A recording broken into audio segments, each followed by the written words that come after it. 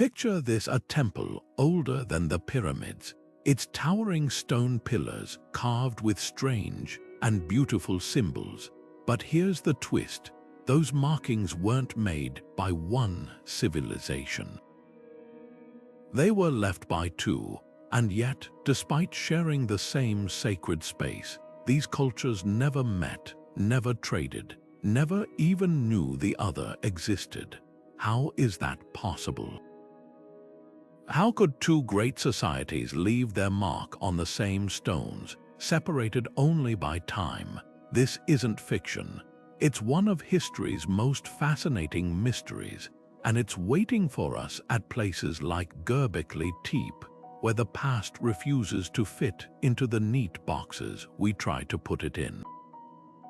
Think about the cities we live in today, layers of history stacked beneath our feet, each generation building on the last. But sometimes, the earth holds stories more surprising than we could ever imagine. Imagine a temple so ancient that by the time the first pharaohs ruled Egypt, it was already thousands of years old. Now picture another civilization, unrelated to the first, arriving centuries later, drawn to the same spot, adding their own carvings to those same stones. They stood where others had stood, worshipped where others had worshipped, yet the gap between them was so vast, they might as well have been on different planets. That's the puzzle we're unraveling today, because this isn't just about stones and symbols. It's about time, geography, and the strange ways history sometimes folds in on itself. How did these two civilizations miss each other? What forces kept them apart? And what does their shared temple tell us about the way cultures rise, fade, and leave echoes for the future? We're about to piece together a story that spans millennia, where archaeology becomes a kind of time travel, and where the past holds secrets far stranger than anything we could invent. So let's step inside this ancient temple, not just as observers, but as detectives, ready to uncover the truth hidden in its stones. The dust swirled as brushes swept across the ancient stone, revealing shapes that made the archaeologists pause. At first, they assumed the carvings belonged to one civilization, perhaps an early farming society from the region. But then, another layer emerged. The symbols didn't match. The tools scattered nearby were unlike anything they'd seen before, and the artwork, some depicted animals long extinct in the area, while others showed motifs from a culture separated by centuries. The team exchanged glances, the air thick with disbelief. This wasn't just one temple, it was two, a sacred space shared across time, its walls whispering secrets in languages no one expected to find together. One researcher later described it as walking into a library where half the books were written in ink, the other half in smoke. The artifacts told conflicting stories. Pottery shards from one layer bore geometric patterns typical of early agricultural societies, while deeper down, they uncovered wild, swirling designs reminiscent of hunter-gatherer tribes.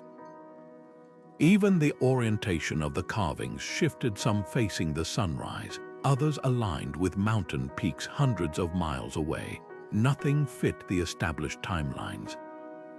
If these cultures had overlapped, even briefly, there would have been signs of trade, conflict, or influence.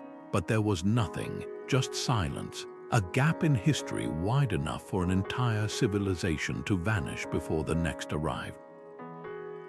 The implications were staggering. This wasn't just a puzzle for archaeologists, it was a challenge to everything we thought we knew about how societies rise and fall.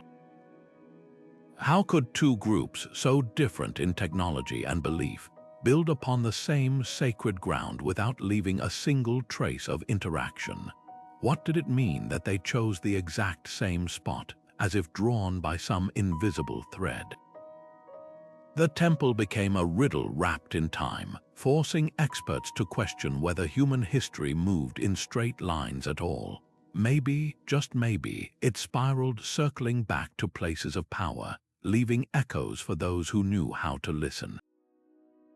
The first builders of this enigmatic temple emerged from a world still untamed, where survival was a daily negotiation with nature.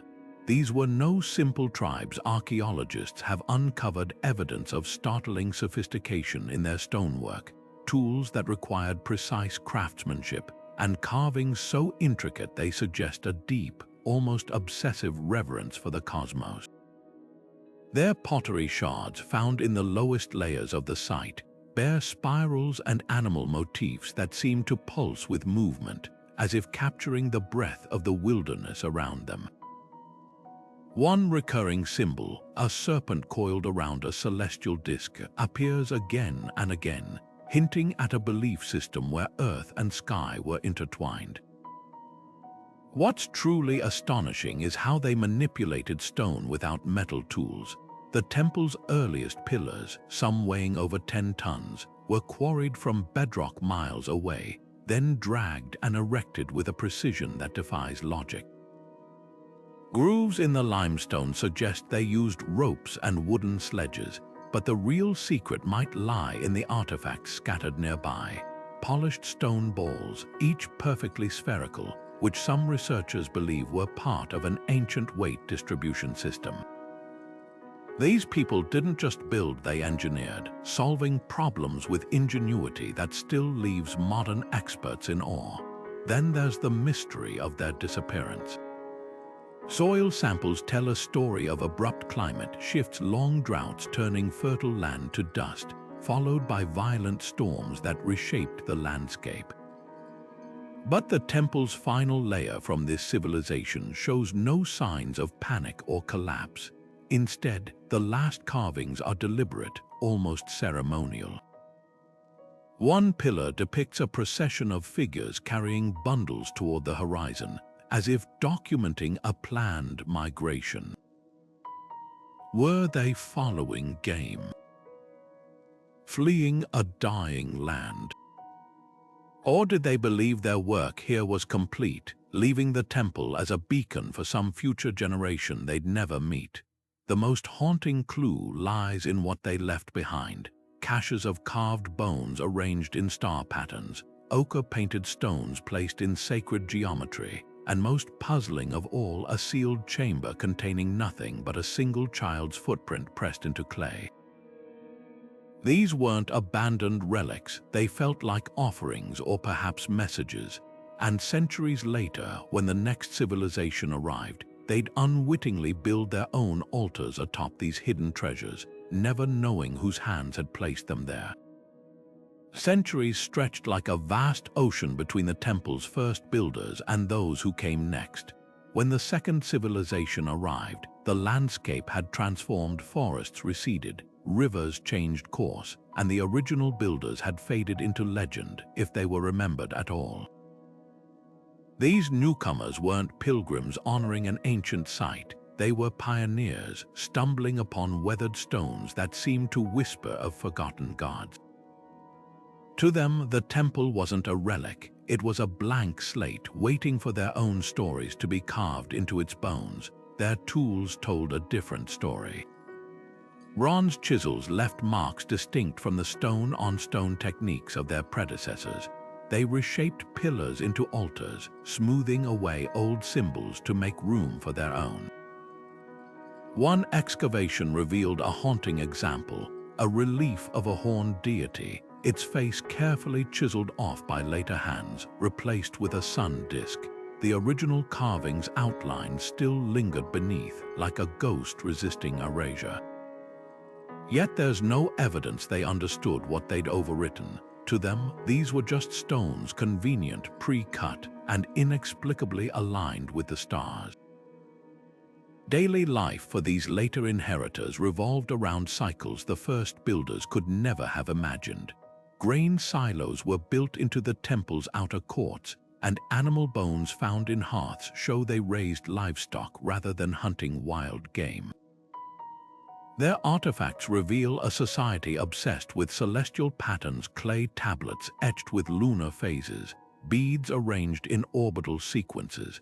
But here's the twist: While the original builders aligned their carvings with solstice sunrises, these newcomers tracked the movements of Venus, believing it to be the eye of a sky god. They worshipped in the same space, yet their heavens were unrecognizable to one another. The most poignant clue to their ignorance lies in what they didn't do. Archaeologists found a chamber where the first civilization had sealed offerings beneath the floor, a ritual time capsule.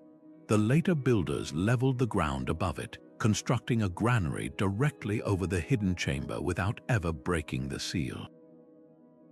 They walked over sacred objects for generations, never suspecting what lay beneath their feet.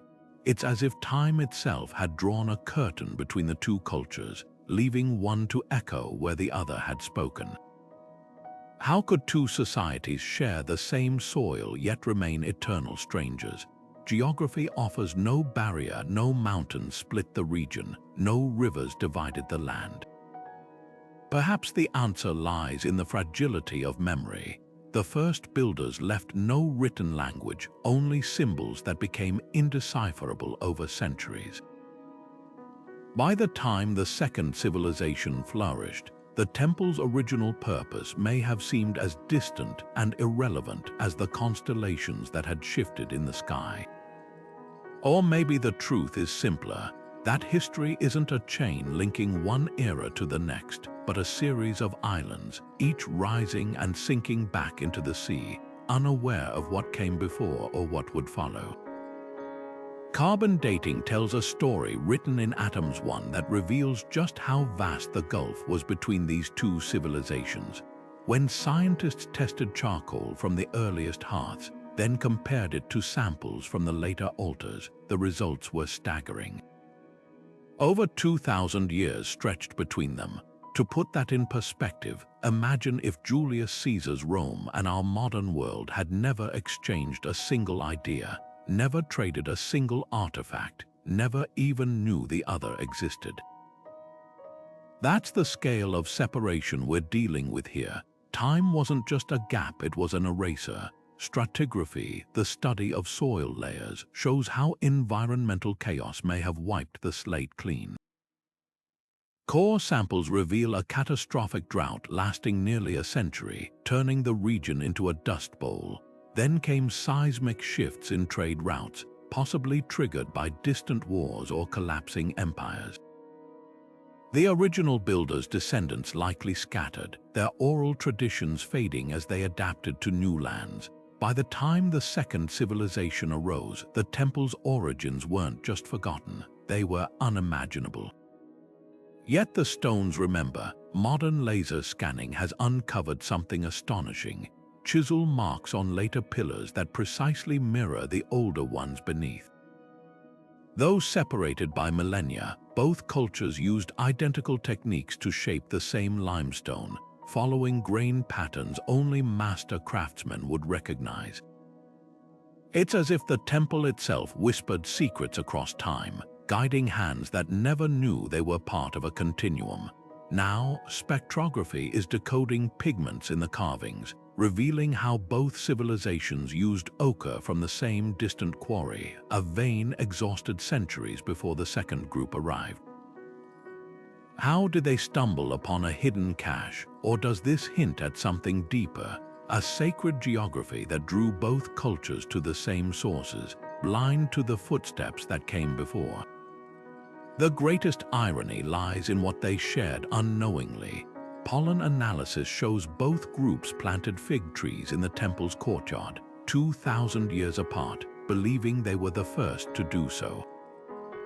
Their roots now intertwine underground, a silent testament to how history repeats itself, even when no one's left to remember. The truth of the temple's dual history didn't reveal itself in grand declarations, but in whispers, tiny details that only the most meticulous eyes could piece together. Take the tool marks on the limestone pillars, for example.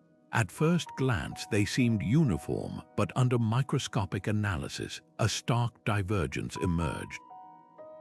The older civilization used a pecking technique, striking the stone with precise, repetitive blows that left a telltale stippled texture.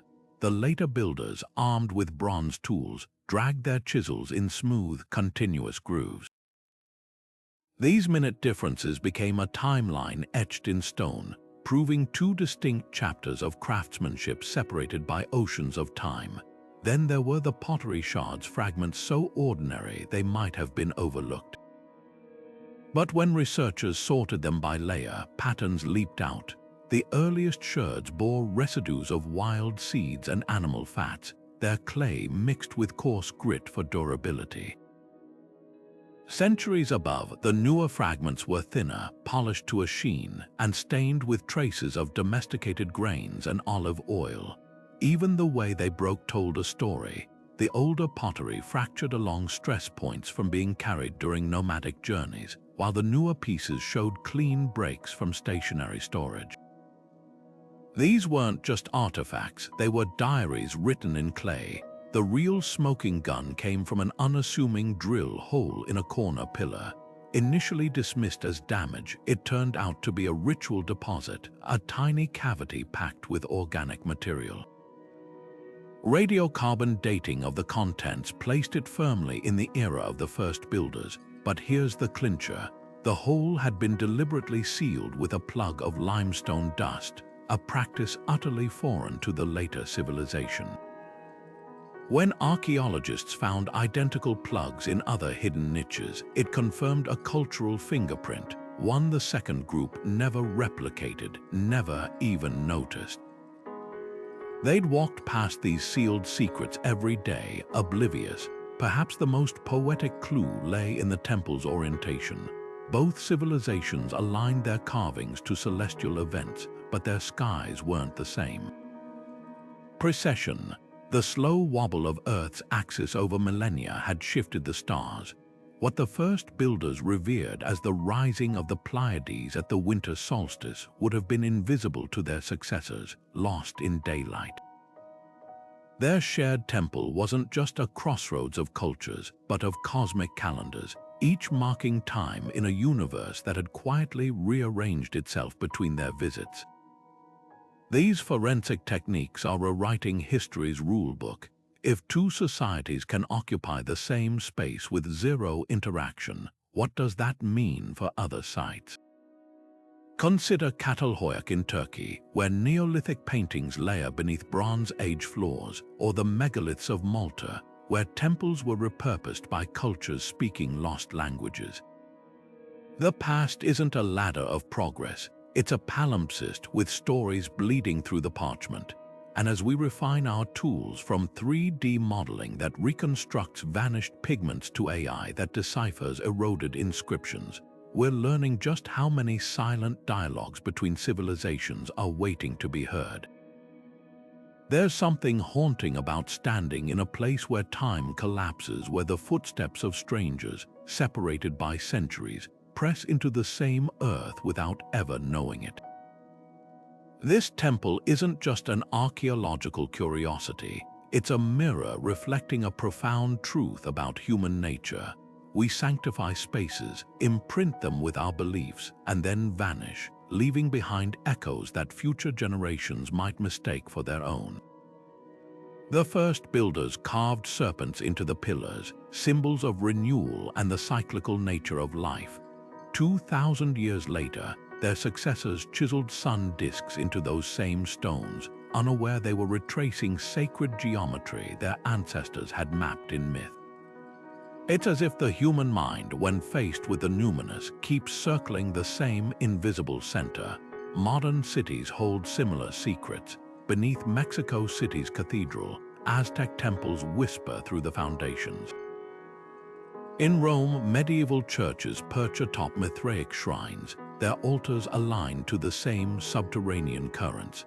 These aren't accidents of real estate, they're evidence of a pattern. Certain places seem to magnetize devotion across cultures, as if the land itself remembers. Psychologists call this topographical memory, the uncanny way humans gravitate toward loci of power, often blind to the layers beneath. A child playing in Damascus's streets today might kick a pebble that last felt human touch when the Assyrians ruled. never sensing the weight of that continuity.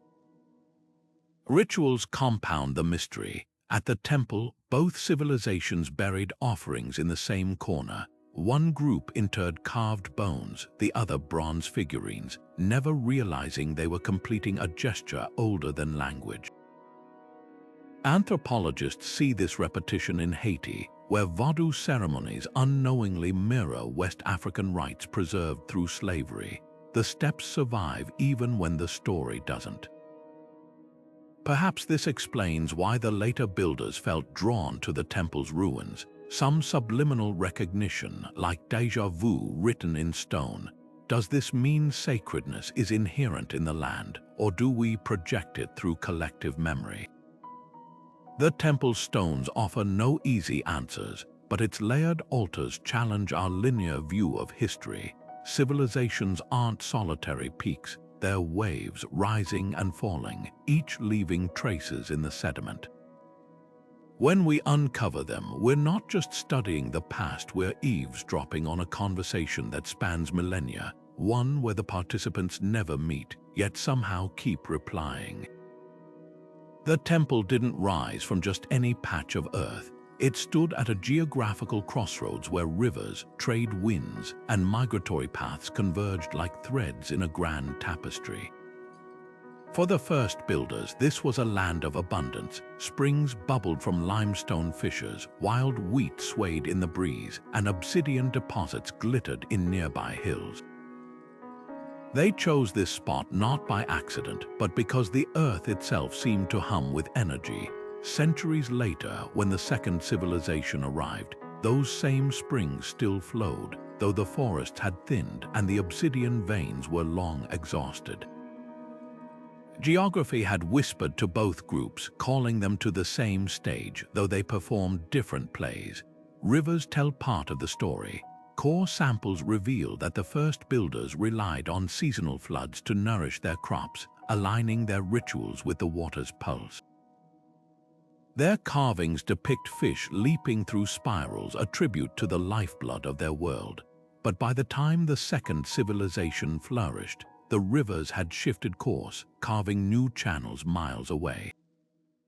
Yet they too were drawn here, not for water, but for the high ground that offered panoramic views of approaching caravans. The temple became a fortress of commerce, its altars repurposed as market shrines where traders sealed deals with offerings. Same land, different needs. Geography's gifts were mutable, adapting to each era's hunger. Trade routes carved invisible highways through the dust. The older civilization left behind seashells from distant coasts and flint mined from quarries 3 weeks' walk away, proof that this was a node in a vast, interconnected web. When archaeologists mapped the later civilization's artifacts, they found bronze from mountains even farther afield, suggesting the temple sat at the intersection of routes that outlasted kingdoms. But here's the twist: while both cultures benefited from these networks, their paths never crossed. The first group traded north to south along river valleys. The next moved east to west, following herds of domesticated camels that hadn't even been tamed when the original temple stones were laid. Geography provided the stage, but history dictated the actors' entrances and exits. Technology now lets us see these hidden patterns. LiDAR scans reveal ancient footpaths buried under millennia of silt, while satellite imaging traces the ghostly outlines of vanished waterways. With these tools, we can finally understand why both civilizations, separated by 2,000 years, kept returning to this spot like moths to a flame. The land wasn't just a backdrop, it was an active participant, offering shelter, resources, and strategic advantage to whoever could read its signs. And in the temple's stones, we find the ultimate proof. Both cultures carved maps of the surrounding terrain, the older one emphasizing caves and springs, the newer one marking passes and trade stations. They shared a mental atlas of this place, though their destinations were worlds apart. What emerges isn't just a story of human ingenuity, but of geography's quiet power. The temple didn't survive by accident. It endured because the land itself conspired to preserve it, calling to each new generation with promises only they could understand. Now, as drones stitch together aerial surveys and ground-penetrating radar unveils buried pathways, we're learning to listen to that same earth, hearing the echoes of choices made by people who never knew they were answering the same call. Imagine holding an ancient grain of wheat in your palm, something so small, so ordinary, yet it holds a secret clock inside. That's the magic of radiocarbon dating. When scientists first tested charred seeds from the temple's oldest hearths, they weren't just measuring age, they were listening to atoms whisper. Here's how it works. Every living thing absorbs carbon from the atmosphere, including a tiny amount of radioactive carbon-14. When an organism dies, that carbon starts decaying at a predictable rate, like sand slipping through an hourglass. By counting how much remains, labs can calculate when that grain of wheat was last alive. The results from the temple's deepest layers: some seeds stopped absorbing carbon 14,000 years ago, older than the invention of the wheel, older than the first cities of Mesopotamia. But carbon dating was just the first clue. To solve the puzzle of the temple's two civilizations, researchers turned to luminescence testing, a technique so precise it can tell you the last time a grain of sand saw sunlight. Think of it like this: buried minerals absorb radiation from the soil around them, charging up like tiny batteries. When archaeologists uncover them and zap them with light in the lab, they release that energy as a glow. The brighter the glow, the longer they've been hidden. When applied to pottery shards from the later civilization's ovens, the results were staggering. The sand in those clays had last seen daylight around 4,000 years ago, meaning 2,000 years stretched between the temple's first builders and their successors. Then came the smoking gun, DNA analysis of soil samples. Modern labs can extract genetic traces from the faintest residues, animal fats on a tool handle, plant pollen in a burial site. At the temple, they found something curious. The older layers contained DNA from wild aurochs and gazelles, while the newer ones held genes from domesticated goats and sheep. But here's what settled the debate. Not a single strand of DNA overlapped. No hybridized grains, no crossbred livestock, no evidence that these cultures had ever exchanged so much as a handful of seeds. The breakthrough came when a lab in Zurich analyzed plaster fragments from both eras using mass spectrometry. The older plaster contained traces of a rare mineral found only in a quarry 50 miles north, while the newer samples matched a completely different source near the eastern coast. This wasn't just proof of separate timelines, it was evidence that the later builders sourced their materials from a landscape the first civilization wouldn't have recognized. Rivers had changed course, forests had become deserts, and entire mountain passes had opened or closed in the intervening millennia. Now, imagine flipping through a history textbook where pages are missing, entire chapters torn out. That's how archaeologists once viewed the gaps between civilizations. But thanks to these tools, we're not just filling in blanks, we're rewriting the narrative of human connection. Laser ablation can now map the chemistry of a single chisel mark, revealing trade routes in the isotopes of bronze. 3D modeling reconstructs faded pigments to show how ceremonial colors shifted from ochre reds to cobalt blues across the centuries. Each dataset is a time machine, proving that the temple story isn't one of continuity, but of eerie coincidence. Two cultures drawn to the same sacred ground, their footsteps separated by lifetimes piled upon lifetimes. What's thrilling is how these technologies are reshaping archaeology itself. A decade ago, dating a site meant rough estimates and educated guesses. Now, machines can sequence proteins from 1,000-year-old glue or scan pottery with X-rays to reveal fingerprints left by the potter. At the temple, a single lab result a zircon crystal from a foundation stone dated via uranium lead testing finally silenced skeptics who argued the two civilizations might have overlapped. The crystal's atomic clock showed these builders weren't just centuries apart. They were strangers across time, and this is just the beginning. Next-generation tools like paleomagnetism, which reads the Earth's fossilized magnetic fields in fired clay, promise to unlock even deeper mysteries. Already, they've revealed something poetic. The temple's oldest hearths and newest altars both aligned with magnetic north, but because the poles wander over millennia, their versions of north were 7 degrees apart. It's a tiny detail, but it captures the essence of this place, two worlds spinning on the same axis, yet never touching. When the temple was first uncovered, the academic world erupted with theories, some brilliant, some bizarre, and a few that seemed to defy logic entirely.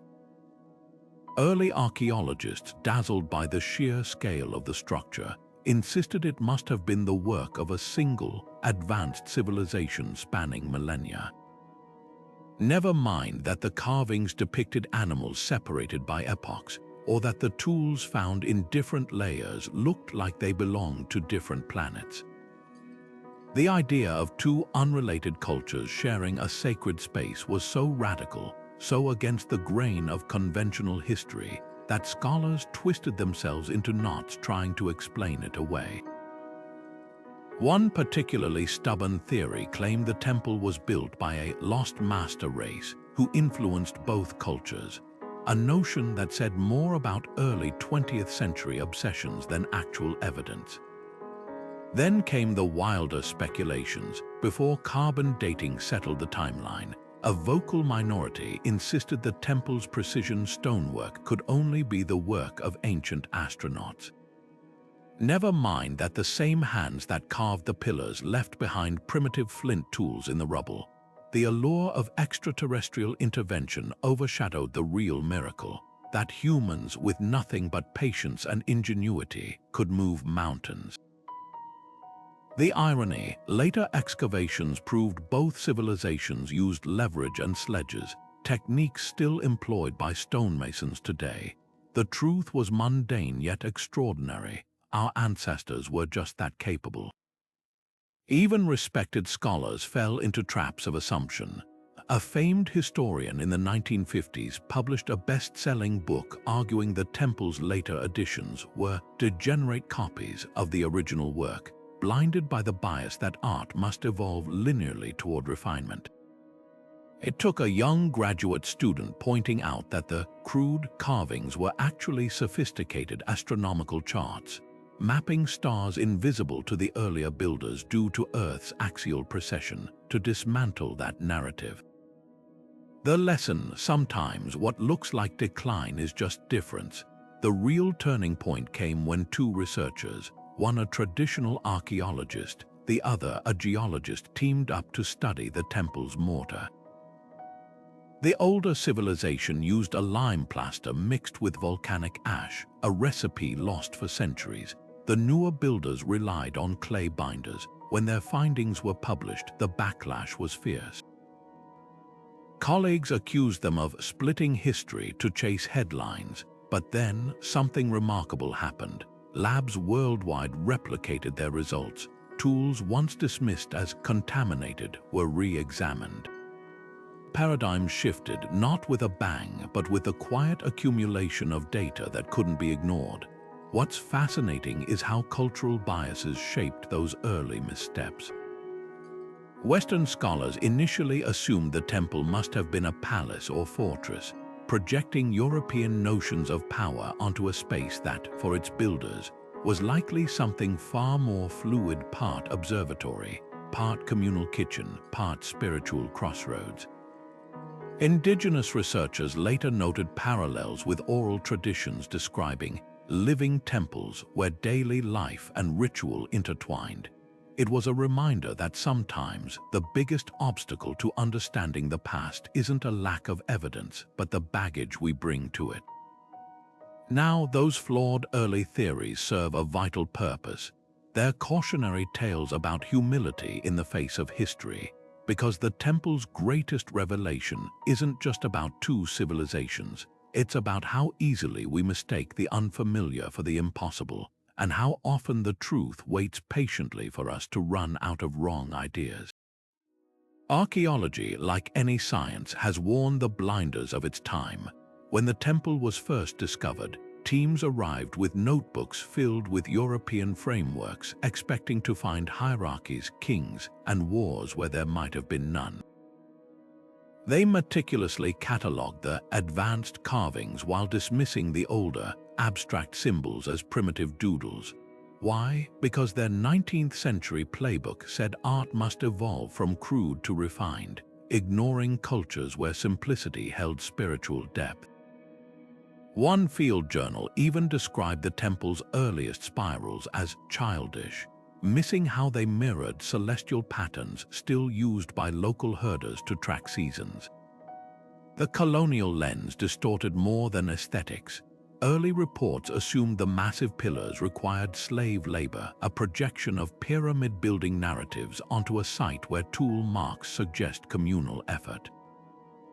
No chains or whips were found, just worn finger grooves in the limestone, hinting at generations working side by side.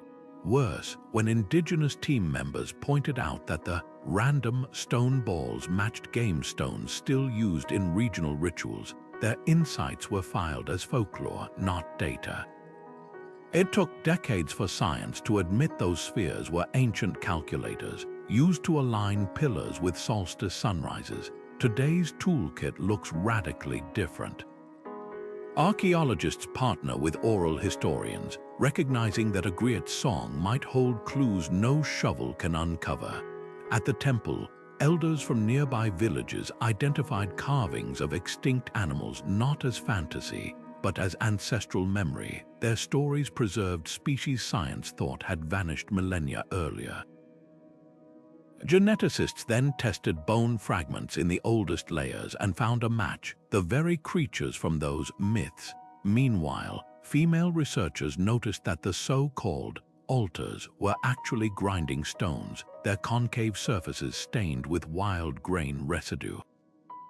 The temple wasn't just a place of worship, it was a kitchen where rituals and daily life blended, a concept earlier teams missed because they'd segregated sacred from domestic. The biggest shift, humility. Modern digs begin by asking, what don't we know, rather than forcing the past into textbook categories.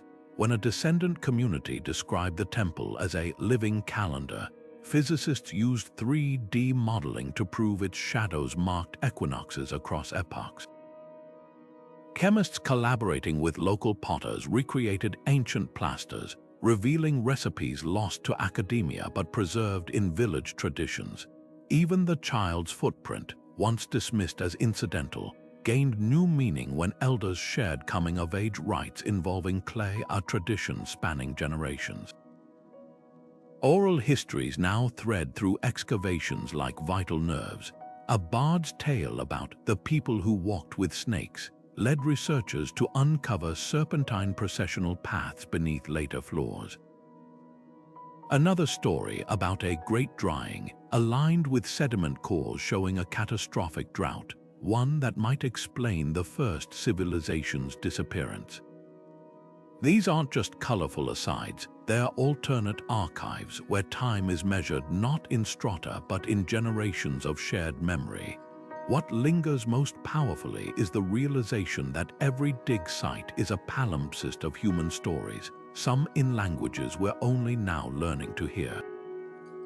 As thermal imaging reveals hidden chambers and spectral analysis decodes faded pigments, we're forced to wonder, how many other temples hold dual histories, waiting for the right combination of science and storytelling to unlock them? The answers may lie not just in the dirt, but in the voices of those who have kept the old ways alive, threads of memory stretching back to when the first stones were laid. In a village not far from the temple's ruins, an elder once told a story about the ones who came before, spirits said to whisper through the stones at dawn. For generations, children were warned not to play near the fallen pillars when the morning mist rolled in, lest they hear voices speaking a language older than the wind. Archaeologists initially dismissed this as superstition until they uncovered something chilling. Buried beneath the temple's oldest layer were tiny, hollow clay figurines, each with a pebble inside. When shaken, they produced sounds eerily similar to human speech patterns. The villagers' ghosts weren't supernatural at all. They were the echoes of ritual rattles left by the first builders, their purpose lost to time but preserved in folklore. Oral histories often hold truths disguised as myths. Another tale, passed down through countless retellings, describes a great feast where the sky turned to brass and the earth forgot how to bear fruit. Sediment cores from the region confirm a catastrophic drought around 3,800 years ago, precisely when the first civilization vanished. The story even mentions a mass exodus toward the place where the sun drowns, matching archaeological evidence of migration routes leading to coastal settlements. What's remarkable isn't just the accuracy, but the way these narratives compress time. A single line about the carvers who slept in the belly of the hill likely conflates centuries of intermittent construction into one legendary epoch. Yet oral traditions are fragile, bending like reeds in the wind with each retelling. A barred slip of the tongue might swap a serpent for a river over generations, or a harvest ritual might absorb symbols from conquering cultures until its origins blur. Researchers found a striking example in a regional ballad about a golden bull worshipped at the temple, except no bull motifs appear in the oldest layers. The later civilization, however, revered cattle. Somehow, over millennia, their practices seeped into local memory, overwriting the original builders' cosmology like ink bleeding through parchment. The most poignant loss isn't of facts but of context. A lullaby still sung in nearby valleys mentions the mothers who measured the sky with string, a likely reference to the first builders' celestial carvings. But the song's original meaning has faded today. It's a simple nursery rhyme, its astronomical precision reduced to nonsense syllables. Similarly, dances once performed to honor solstice alignments now survive as festival entertainment, their steps intact but their purpose erased. It's as if the temple's two civilizations left behind a library where the books remain, but the key to their alphabet has crumbled to dust. This erosion isn't inevitable. In some places, memory clings with astonishing tenacity. A clan of stonemasons claims descent from those who first raised the pillars, and their techniques using water and wedges to split limestone mirror tool marks found on the oldest stone. Genetic testing revealed they carry a rare haplogroup also identified in skeletal remains from the temple's deepest graves. Yet even they can't explain why their ancestors oriented certain rocks to catch the light on the winter solstice. The knowledge survived in their hands, not their minds. Now, as linguists race to document vanishing dialects and anthropologists map oral genealogies against DNA databases, we're forced to confront a haunting question. How many other temples, how many other civilizations, live on only as half-remembered phrases in bedtime stories? The silence shrouding these ruins isn't empty, it's thick with voices we're still learning to hear. The carvings on the temple walls stare back at us like a riddle wrapped in time shapes that might be prayers, inventories, or star maps, but without a Rosetta Stone to crack their code, they remain stubbornly silent. For the first builders, these symbols were as clear as daylight, a language etched into stone with purpose. Yet to modern eyes, they're a locked door with no key.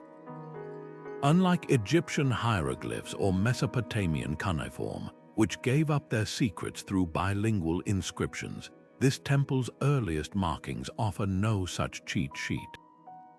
They exist in isolation, a proto-writing system that might record harvest yields, ancestor names, or even celestial events, but we can only guess. This isn't just a gap in knowledge, it's a canyon. Take the recurring spiral motif found in the oldest layers. At first glance, it resembles symbols from Neolithic Europe or the Vinca culture of the Balkans, but there's no shared context to confirm a connection. Is it a representation of the cyclical seasons, a map of the underworld, or something as practical as a tally of stored grain? The frustration is palpable. Linguists have tried aligning these symbols with later writing systems, from Hittite to Phoenician, but the threads dissolve like mist. Even statistical analysis, counting symbol frequencies like a cryptographer, reveals patterns that hint at meaning without surrendering it. The second civilization's markings are no less enigmatic. Their carvings include geometric grids that mirror undeciphered scripts like linear or from Crete, yet they lack the administrative tablets that might contextualize them. One tantalizing theory suggests these grids could be early musical notation, akin to the Hurrian songs etched onto clay in ancient Syria. But without a surviving instrument or oral tradition to cross-reference, the melody is lost. The cruelest irony, both cultures left behind what look like dedicatory inscriptions, names, or invocations meant to outlast them, but the voices behind those names are forever muted. Compare this to breakthroughs like the decoding of Maya glyphs, where surviving calendars and star charts provided a framework, or the Voynich manuscript, whose botanical illustrations at least offer visual anchors. Here, the temple's symbols float in a void, untethered to artifacts we can fully understand. Even radiocarbon dating can't breathe life into static shapes. Closest parallel might be the Indus Valley script, where thousands of seal inscriptions await a key that may never be found. Yet hope isn't lost. Imagine a future where AI reconstructs lost languages by analyzing symbol clusters across continents, or where quantum computing tests every possible linguistic permutation. A single discovery, a trader's ledger, a bilingual artifact could unravel everything. Until then, these silent stones remind us that history isn't just written by the winners. It's also whispered by those who left no words we can hear. The temple's story isn't unique. It's part of a hidden pattern woven across the globe, where sacred spaces become palimpsests of human devotion. Take Çatalhöyük in Turkey, where Neolithic paintings of erupting volcanoes layer beneath Bronze Age floors, their vibrant ochre scenes buried like secret hymns. No one in the later settlement knew the walls they plastered over held ancestral warnings of fire and ash. Or consider Teotihuacan, where the Aztecs stumbled upon a ghost city already ancient by their time, its pyramids so aligned with the stars that they assumed giants built them. They repurposed the ruins for their own rituals, never grasping that the original builders had also tracked Venus across the same sky, centuries apart. What's striking isn't just the coincidence of location, but the repetition of gestures. At Peru's Chavin de Huanta, one culture carved jaguar gods into granite, only for the Inca to later place their own sun discs in the same niches, interpreting the older symbols as prophecies of their arrival. In Malta's Haga Kim, Neolithic spirals share temple walls with Bronze Age axe carvings, though the two groups were separated by 1,000 years of silence. It's as if humanity keeps writing the same story in different dialects, blind to the previous chapters. Architecture reveals deeper parallels. From Anatolia to Mesoamerica, civilizations reused megaliths with eerie consistency. The later builders at Göbekli Tepe turned older pillars into benches, just as Rome's medieval churches recycled marble from pagan temples. Was this pragmatism a shortcut for laborers, or something more instinctive? Perhaps certain stones, once sanctified, hum with a frequency only human hands can feel. Even the act of sealing offerings repeats globally. The temple's hidden bone caches mirror Inca Capacocha sacrifices, where children's figurines were interred beneath new construction, bridging eras through silent pact. The most haunting echoes lie in celestial alignments. The temple's solstice markers find cousins in Newgrange's lightbox and Choco Canyon's sun, daggers structures built millennia apart by cultures who couldn't have known of each other, yet all fixated on the same cosmic clock. Does this suggest a universal human impulse to anchor ourselves to the heavens? Or does it hint at lost threads of knowledge carried through oral traditions we can no longer trace? These patterns force a humbling question. Are we drawn to sacred sites by memory or magnetism? When the Aztecs renamed Teotihuacan, the place where men became gods, were they channeling some ancestral recognition, like a dream half-remembered? The temple's dual civilizations, like all these layered sites, challenge our linear view of progress. Instead, they paint history as a spiral, a return to the same questions, the same stones, the same stars, with each turn of the wheel leaving its own faint groove. To the first builders of the temple, time was a serpent swallowing its own tail, endless cycles of planting and harvest, birth and death, all etched into the pillars as spirals within spirals.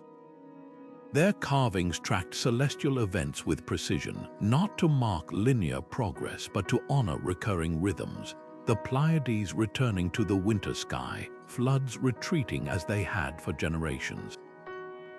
Burials in the temple's shadow reveal bodies curled like seeds, facing east to be reborn with the sun. This wasn't a culture preparing for an afterlife. They were participants in a loop where every ending folded into a beginning. Their temple wasn't just a building, it was a clock, its stones aligned to celestial mechanics older than memory. The second civilization measured time with a ruler, not a wheel. Their altars bore inscriptions tallying kings' reigns, and their graves held goods for a one-way journey, bronze mirrors to admire eternity, weapons never meant to rust. Where the older culture painted animals returning each migration season, these later artisans depicted battles and conquests as singular events, fixed points on an unspooling thread. Even their astronomy diverged. They charted the predictable march of Venus not as a cycle, but as a path toward destiny, each transit a rung on a ladder ascending to their gods. The temple to them became an archive, a place to store their place in history rather than dissolve into it. This clash of temporal worldviews might explain why they never truly met. The first builders left offerings to ensure continuity. The second civilization sealed contracts with the future. One marked time by the land's breath, the other by the scratch of chisels on tablets. When the later group reused the temple stones, they weren't erasing history. They simply couldn't conceive of a past that wasn't a prologue to their own story. The older spirals beneath their feet might as well have been cracks in the rock, yet traces linger of something deeper.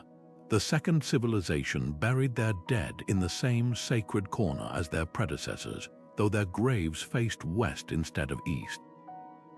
They baked bread in ovens just paces from where the first builders had ground wild grains, as if drawn to the scent of rituals they didn't understand. Most telling, both cultures painted their pillars with ochre from the same distant quarry, one group mixing it with egg whites for a glossy finish, the other with goat milk for a matte sheen. They shared recipes across millennia without knowing it. Perhaps time wasn't the barrier we imagine. Modern excavations reveal a peculiar detail. The later civilization's altars were positioned where the oldest carvings cast shadows during equinoxes. Coincidence, or did some ancestral memory pull them toward these alignments? Like birds navigating by stars they've never seen. The answer might lie in the child's footprint pressed into clay, sealed by the first builders, untouched by the second, yet somehow bridging them.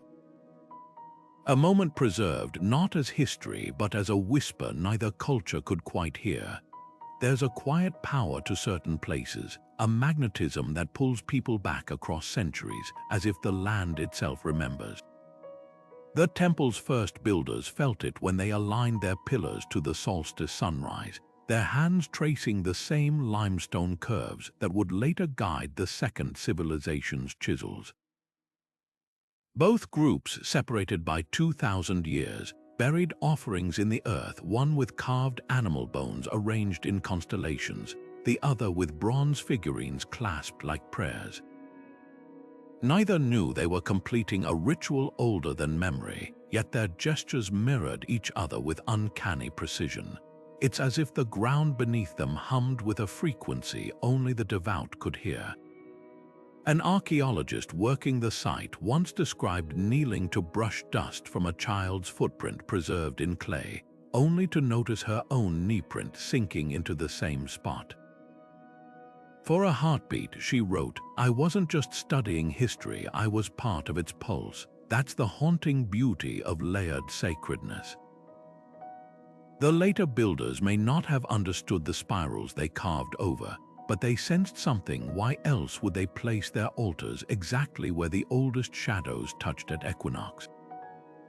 Why reuse the same ochre quarry, though its pigments now adorn different gods? The temple wasn't just a structure, it was a living echo chamber where reverence rippled across millennia without a single shared word. Preserving such sites is like trying to hold smoke. Modern conservators face dilemmas the original builders never imagined. Should they stabilize the later civilization's bronze hinges, even if it means sealing over the older plaster beneath? How do you protect solstice alignments when urban light pollution drowns out the stars they were meant to greet? One team spent months debating whether to reinforce a cracked pillar, knowing the fracture itself held clues to an ancient earthquake that might explain the first group's exodus. Every intervention is a choice between eras, a reminder that time doesn't just build, it erodes, overlaps, and occasionally, if we're lucky, whispers. The temple's stones have survived millennia, but now they face threats more relentless than time itself. Wind scours delicate carvings into blurred silhouettes, while sudden downpours, increasingly erratic with climate change, seep into cracks, freezing and expanding until ancient pillars groan under the pressure. Looters, armed with black market buyers and power tools, target the site under cover of darkness, leaving behind gaping holes where ritual objects once rested. Even well-meaning visitors pose risks. The oils from human hands degrade limestone faster than centuries of exposure, and every misplaced step erodes floors laid before the pyramids rose. Conservation teams now wage a silent war against these forces, armed with tools as sophisticated as the threats are varied. One breakthrough comes from laser scanning, creating micron-precise 3D maps that serve as digital backups of every crack and symbol.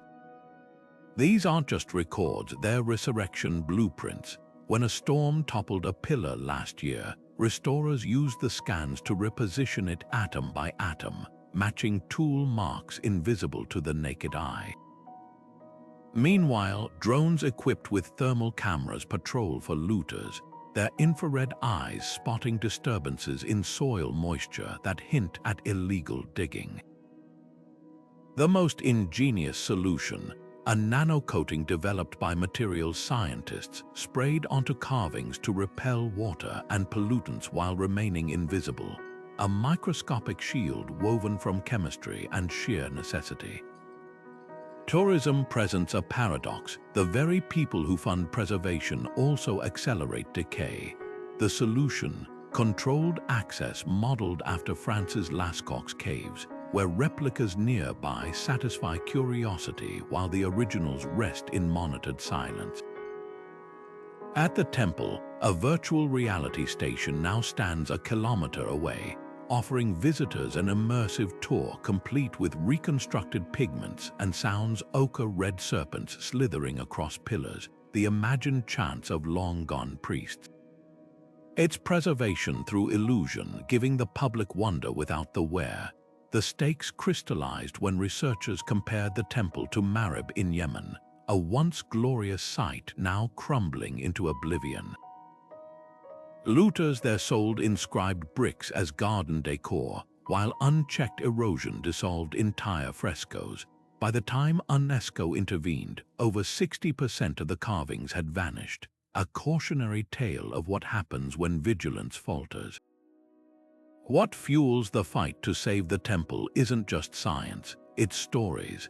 Public fascination transforms abstract heritage into something visceral, a child tracing a replica carving, a viral photo revealing hidden symbols under raking light. Every shared image, every school trip builds a human shield around the past, because ultimately, stones survive when they matter to people who have never heard the voices that first sanctified them.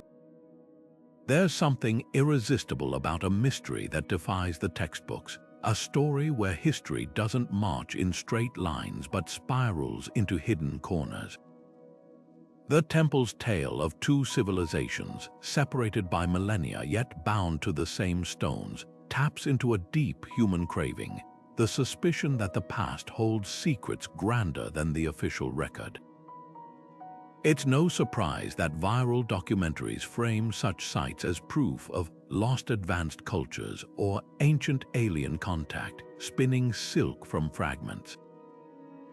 A clickable headline promises answers. Archaeology offers only patient questions. But why does this gap between fact and fantasy persist? Part of it lies in how we consume history today. A 2-minute TikTok can make Göbekli Tepe's pillars seem like artifacts from Atlantis, while the reality, years of soil analysis, radiocarbon dating, and peer-reviewed debates doesn't fit neatly between ads for energy drinks. Conspiracy theories thrive on the thrill of revelation, the idea that a single carved symbol could overturn everything we know. Meanwhile, archaeologists work in layers, their discoveries incremental, their conclusions provisional. The truth is, the temple's real story is far stranger than any fiction. Not a lone genius civilization, but ordinary humans separated by epochs, reaching for the sacred in the same patch of earth. Educators are now harnessing this tension. At universities from Cambridge to Kyoto, professors use sites like the temple to teach forensic history, showing students how to distinguish evidence from speculation. One assignment goes viral every semester. Students compare a sensational documentary's claims about the temple with primary excavation reports. The lesson: that a carver's chisel mark can reveal more than a narrator's dramatic voiceover. Critical thinking, it turns out, thrives when fed mysteries that resist easy answers. The temple's greatest modern gift might be its ambiguity. In an era of polarized certainties, it reminds us that some questions aren't meant to be solved, only explored. The first builders left spirals hinting at celestial cycles. Their successors carved sun disks tracking linear time. Both were right, both incomplete.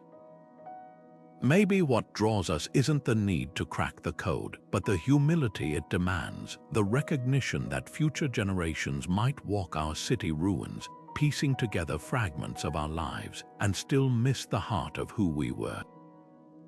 After all, the past isn't a locked door. It's a conversation held in whispers across thousands of years, where every answer begets a deeper question. The temple's silent stones whisper a paradox that feels unnervingly modern: how two civilizations could share the same ground yet never truly meet. In our hyper-connected world, where a tap on glass can summon faces from across the planet, we're still navigating the same chasms of misunderstanding. Social media feeds buzz with voices talking past each other. algorithms locking us into echo chambers as impenetrable as the millennia separating those ancient builders. We've never had more tools for connection, yet somehow we keep rebuilding the same invisible walls. Consider the modern cities where this plays out daily. Neighborhoods layer like archaeological strata, Little Tokyo next to historic Filipino town in Los Angeles, or the Romani enclaves nestled beside tech hubs in Budapest. Physically, they're centimeters apart. Culturally, they might as well be separated by epochs. Just as the temple's later builders walked over sealed chambers without realizing it, we scroll past stories unfolding in parallel universes, separated not by time but by the curated realities on our screens.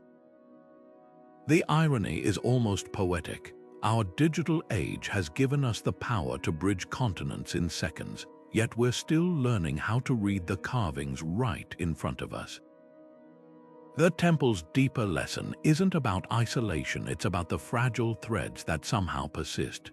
Both civilizations used ochre from the same distant quarry, mixed with different binders but drawn to the same vibrant hue. Today, that echoes in the way global cultures borrow and remix without full context. Korean tacos sold in Mexico City, Afrobeat samples in Parisian clubs, anime influencing Nigerian fashion. These aren't shallow fusions, they're modern versions of that same instinct to reach for what resonates, even when the original meaning fades. What if we viewed our fragmented world through the temple's lens?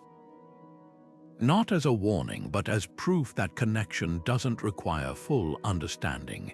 The later builders didn't need to decipher the spirals beneath their feet to feel the weight of sacred ground. Similarly, we don't need to master every dialect or tradition to recognize the humanity in a stranger's story. The temple survived because both cultures, in their own ways, chose to preserve rather than obliterate, layering their marks without erasing what came before. Perhaps that's the challenge for our era, to build without burying, to add our voices without silencing the echoes. As drones map the temple's last unexcavated chambers and AI reconstructs vanished pigments, we're reminded how much history still hides in plain sight. What other temples lie beneath our cities, literal and metaphorical? What stories are we stepping over every day, too distracted by our own altars to notice? The answers won't be found in grand pronouncements, but in the quiet work of brushing away dust both from ancient stones and from the assumptions that keep us strangers. Even after decades of excavation, the temple guards its deepest secrets like a sphinx. Laser scans have revealed hollow spaces beneath the central courtyard, chambers untouched for millennia, their entrances carefully concealed beneath layers of plaster and packed earth.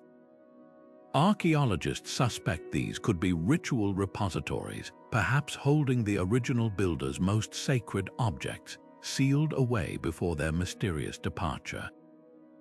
Then there's the enigma of the northwest pillar, its surface pocked with undeciphered symbols arranged in a grid pattern unlike anything else at the site. Some researchers believe it could be an early form of musical notation or a celestial calendar tracking cycles we've yet to recognize, the most tantalizing clue. A thermal anomaly detected near the temple's eastern wall, suggesting a hidden cavity, one that might contain artifacts preserved in a pocket of dry air, waiting to rewrite our understanding of these civilizations. Emerging technologies are turning these mysteries into solvable puzzles. AI now scours thousands of artifact photos, detecting tool mark patterns invisible to the human eye. At a lab in Berlin, machine learning recently matched a carving fragment from the temple's later period with a pottery shard, found 300 miles away, proof of trade networks no written record had hinted at. Meanwhile, muon tomography, which uses cosmic rays to map dense structures, could soon peer into those sealed chambers without disturbing a single grain of sediment. And advances in environmental DNA analysis might reveal not just who walked these floors, but what they ate, what microbes lived in their soil, even the scent of incense that once curled around the pillars. What keeps historians awake at night isn't just what we haven't found, it's what we might have missed. Early excavators working without modern techniques discarded piles of unimportant debris now known to hold microscopic clues. A single overlooked seed pod could reveal the exact year the first builders abandoned the site. A fleck of paint might contain pigments from a quarry that pinpoints their migration route. That's the thrill of archaeology today. Every shovel of dirt holds potential to upend timelines, connect disparate cultures, or reveal shared human experiences across unbridgeable gaps. The temple's unanswered questions ripple far beyond academia. They challenge our assumptions about cultural isolation and the transmission of knowledge. If two civilizations could independently sanctify the same spot across millennia, what does that say about humanity's relationship with sacred geography? From Delphi to Uluru, certain places seem to whisper to the human psyche across generations, drawing pilgrims who sense significance they can't explain.